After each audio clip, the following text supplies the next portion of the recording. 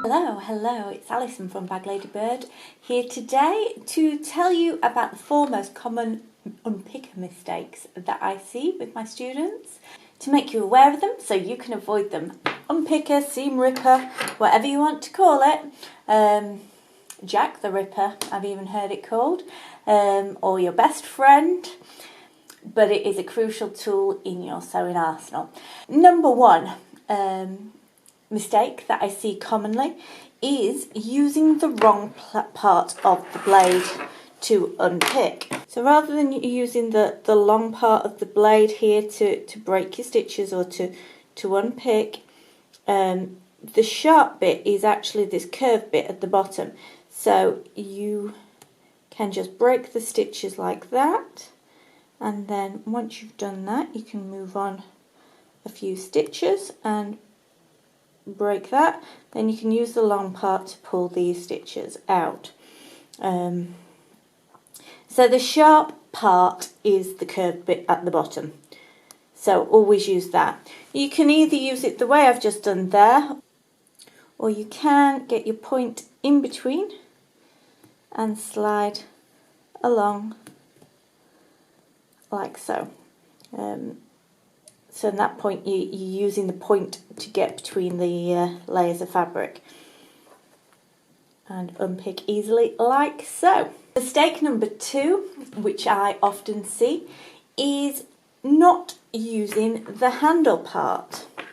Just using this little part here, which means you've not got the same flexibility, the same dexterity, the same ergonomicness as if you pop the handle on the end. You've got much more manoeuvrability with the unpicker. I regularly see my students try to use these small little stubby unpicker bits, and it just makes it much easier if you just pop the end on like that and use that to unpick your stitches. Mistake number 3 is using a blunt blade. So an unpicker is not a tool for life. You do need to replace them regularly, and using a blunt blade can create issues when you're unpicking, in that you don't cleanly remove your stitches or break your stitches, and you can end up breaking your fabric or putting holes in your fabric if you don't use a sharp unpicker blade. So if you find that you're struggling to unpick, replace your unpicker. And that nicely brings us on to point number 4. So number 4 is that not all unpickers are created equal. So of my little selection of unpickers here,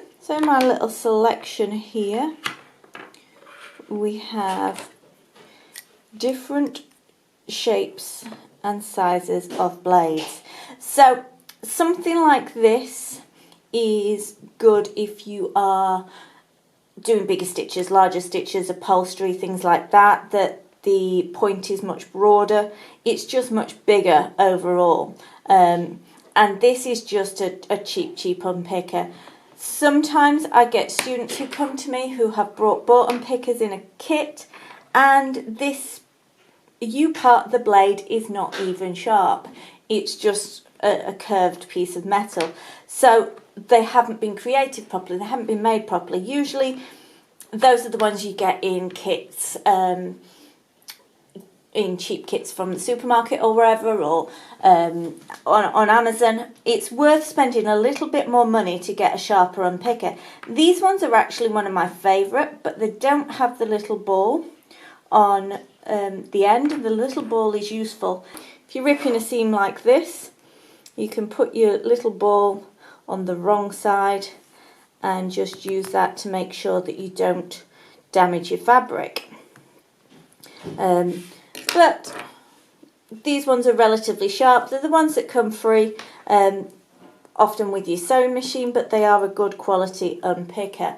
The other ones that I would recommend are the Prim unpickers, and I will put a link in the description box below so you can have a look. The ones that have got the really lovely ergonomic handle, so they make them really easy to handle. Yes, don't think all unpickers are created equal. So the 4 mistakes, just to recap: number 1, is using the wrong part of the blade. Number 2 is not using the handle. Number 3 is using a blunt blade.